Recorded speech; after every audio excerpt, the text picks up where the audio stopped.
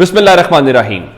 लाखों करोड़ों दुरूदो सलाम मोहम्मद मुस्तफ़ा सल्लल्लाहु अलैहि वसल्लम और आले मोहम्मद पर। मैं हूं उमर दराज गुदल। चंद दिन पहले आपने खबर सुनी जिसमें बताया गया कि जनाब एक हाजिर सर्विस जनरल साहब जो हैं उनको फेडरल पब्लिक सर्विस कमीशन जो आपके मुकाबले का इम्तिहान करवाता है उसका सरबरा मुकर्रर किया गया है। बिल्कुल ठीक है, अच्छी बात है कि जनरल साहब को कम से कम जॉब सिक्योरिटी इस मुल्क में किसी के लिए तो है। आप एक जॉब से निकलते हैं और दूसरी जॉब में चले जाते हैं, कम से कम ये नहीं है कि मुस्तकबिल के हवाले से। और कहा यह जा रहा है कि इस मुल्क में रिटायर्ड लोगों के लिए तो सबसे ज्यादा जॉब सिक्योरिटी है। ये अलग बात है कि मुल्क के नौजवान परेशान हैं और वो मुल्क से बाहर जा रहे हैं, कहीं नौकरियां शौकरियां तलाश करें। अब एक खबर और है, अब अंदाजा कीजिए कि फेडरल पब्लिक सर्विस कमीशन, वहां पे भी एक हाजिर सर्विस जनरल साहब जिन्होंने रिटायर होना है वहां पे आना है। इसी तरह से एक और अपॉइंटमेंट की गई थी। हमने यहां पे वो मलिक साहब हुआ करते थे, बड़े कॉम्पिटेंट किस्म के, जिन्होंने पूरे नादरा को खड़ा किया, उनकी बड़ी खिदमात है, इवन अब दुनिया उनसे खिदमात हासिल कर दिया, लेकिन हमने उनको भगाया।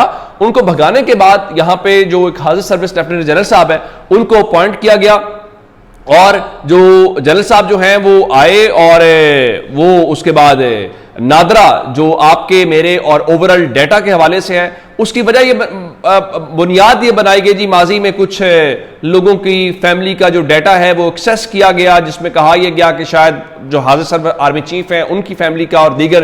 तो इसका फैसला ये किया गया कि अगर कोई कहीं पे कोई गड़बड़ हुई है तो गड़बड़ ठीक नहीं करनी, पूरा डिपार्टमेंट ही जो है वो जाहिर है कि हाजिर सर्विस ऑफिसर के मातहत कर देते हैं तो हर चीज सेटल डाउन हो जाएगी। तो इस तरीके से ये डिपार्टमेंट भी जो है वो सिविलियन से निकल के एक हाजिर सर्विस जनरल साहब के पास चला गया। तो लेफ्टिनेंट जनरल मुनीर अफसर साहब जो है उनको यह जिम्मेदारी दी गई और वो हाजिर सर्विस जनरल है, ये नहीं है कि वो रिटायर्ड है तो उनको जॉब दी गई।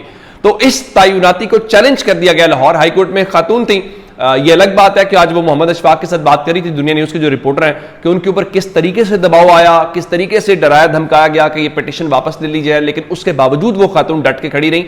और आज जस्टिस आसिम हफीज का एक पुराना ट्रैक रिकॉर्ड है, उन्होंने एमपी ऑर्डर्स के हवाले से भी कर रखा है, फिर वो ट्राइब्यूनल जज बहावलपुर के तौर के ऊपर काम कर रहे हैं। आज उन्हीं आसिम हफीज साहब ने चेयरमैन नादरा की जो तयनाती है उसको कल अदम करार दे दिया है और उन्होंने एक बड़ी जुमला जो है वो बड़ा शानदार लिखा कि किस तरीके से जो हाथी है उसको बिल में जो है वो नहीं घुसाया जा सकता।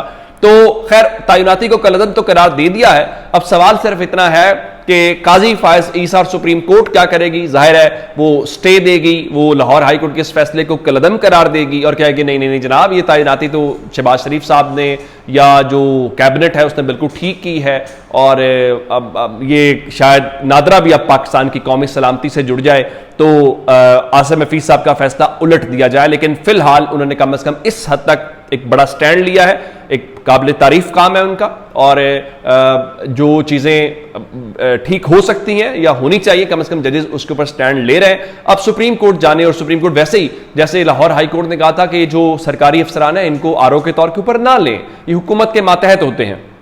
तो काजी साहब ने रात को अदालत लगाई और फिर पाकिस्तान के अंदर 8 फरवरी को इलेक्शन का बेड़ा गर्क किया गया। अब वो काजी साहब जो है वो इलेक्शन के करीब नहीं जाते, कोई नाम ले तो काजी साहब को गुस्सा आ जाता है। अब काजी साहब से पूछा जाना चाहिए कमिश्नर रावलपिंडी कहां पे है, उसको तो कम से कम लेके आओ। इमरान खान यही कह रहे थे ना, अगर कमिश्नर रावलपिंडी झूठा था तो आप तौहीन अदालत का नोटिस उसको जारी करते, उसको बुलाते, उसको कटहरे में खड़ा करते, लेकिन नहीं, हमने 8 फरवरी के इलेक्शन के करीब जाएंगे तो काजी साहब को गुस्सा आएगा।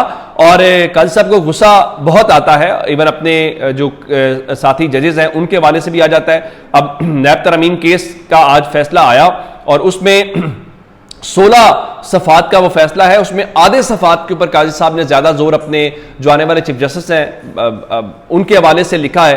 और क्या कहते हैं कि उनका जी 3 रुकनी बेंच ने समाअत क्यों की और 5 रुकनी बेंच बनना चाहिए था। और अपने साथी जो जज हैं मंसूर अली शाह साहब, उनको कहा कि आपने बेंच के ऊपर इतराज किया, फिर आप बैठे भी रहे, इसी तरह बाकी बातें की। और इस फैसले के अंदर दर्जन के करीब बार जो है वो मिस्टर न्याजी लिखा गया है। लगता यह है कि इमरान खान के जो मुखालिफिन है वो उनको न्याजी कह के अपनी तरफ से कोशिश करते हैं कि शायद ये कोई बुरी बात है, किसी को उसके कबीले से वो मुखातिब करना। खाकसार एक कबीले से ताल्लुक रखता है और अपने नाम के साथ खुद गोंदल बोलता है, इसमें कोई कबाहत वाली बात नहीं है। और इमरान खान ने असेंबली के फ्लोर के ऊपर खड़े होकर कहा था कि मेरा पूरा नाम इमरान अहमद खान न्याजी है। लेकिन इससे बार बार आपने जो कोई तकरीबन दर्जन के करीब बार लिखा है मिस्टर न्याजी, तो लगता यह है कि सिर्फ इमरान खान अपने मुखालिफिन के हवास के ऊपर सवार नहीं है बल्कि वक्त के काजी के ऊपर भी न्याजी सवार है। तो इसमें कोई वो बुरी बात नहीं है, ये उनका बनता है।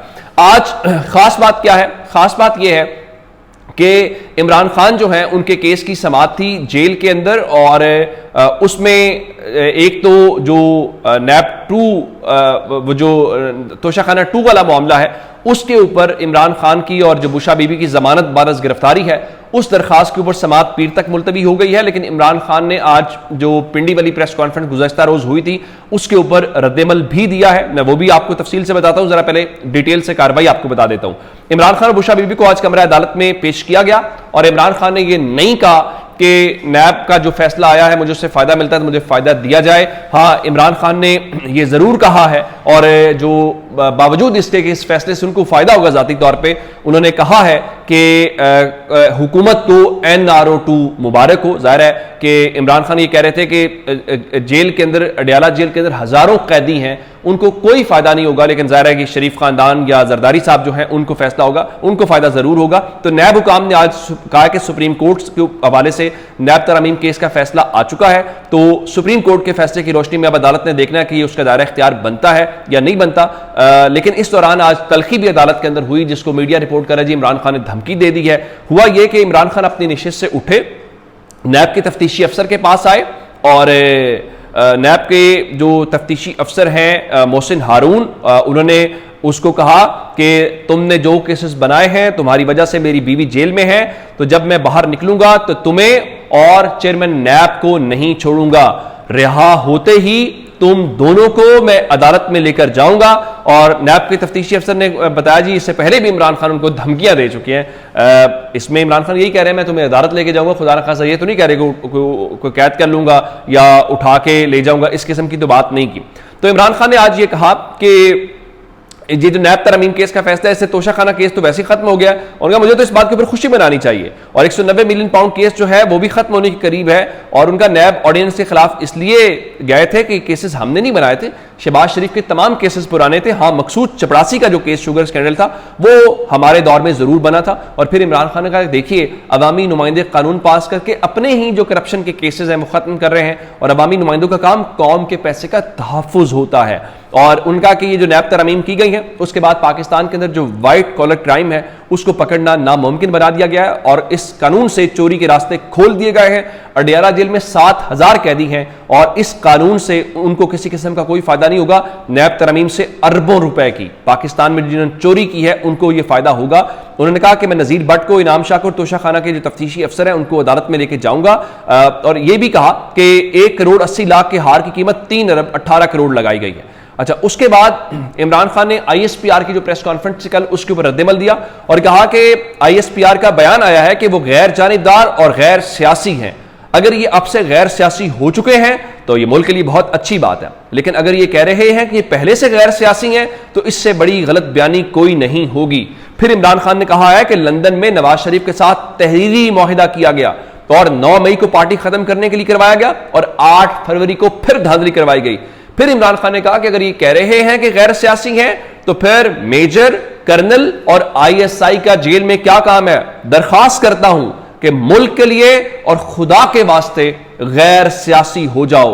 और इमरान खान ने कहा कहने से कोई गैर सियासी नहीं होगा, अपने आमाल से नजर आएगा कोई गैर सियासी है कि नहीं है। और उन्होंने कहा कि 9 मई की CCTV फुटेज सामने लाओ जो आपने रखी हुई है। इमरान खान ने कहा कि मुझे जनरल फैज से डराया जा रहा है। जनरल फैज जनरल बाजवा की इजाजत से मिलने आता था और जनरल बाजवा को रिपोर्ट करना था। जनरल बाजवा के बगैर फैज का ट्रायल बदनीयती है। जनरल फैज जो है वो जनरल बाजवा का मातहत था। बाजवा को इसीलिए बाहर रखा गया है कि उसने गवर्नमेंट गिराई, रिजीम चेंज किया, और जनरल बाजवा को ट्रायल में लाए तो वो सारे भेद खोल देगा। और इमरान खान ने कहा कि मैं सियासत नहीं जिहाद कर रहा हूं, मुल्क को छोड़कर नहीं जाऊंगा। जो ऊपर बैठे हैं फैसले करें, सबकी प्रॉपर्टी और पैसा बाहर पड़ा है, मरना और उनका मरना हम जैसे लोगों ने है जिनका सब कुछ इस मुल्क में है, और ये मुल्क तबाही की जानिब बढ़ रहा है। फिर इमरान खान ने अली अमीन गंडापुर के हवाले से कहा कि अली अमीन गंडापुर पर पार्टी रहनुमा तनकीद कर रहे हैं। अली अमीन गंडापुर को मैंने मुंतखब किया, मैं उसके साथ खड़ा हूं, उसको कमजोर ना किया जाए। और उनका वो PTI की टिकट पर जीते हैं, कोई भी पैसा लगाकर नहीं जीता। जो साजिश कह रहे हैं उनको कहता हूं कि फिर न कहना कि हमें टिकट नहीं दिया गया। तो इमरान खान ने उनको भी शटअप कॉल दिया। तो ये अब तक की डिटेल्स थी। अपना बहुत सारा ख्याल रखिएगा। खुदा हाफिज।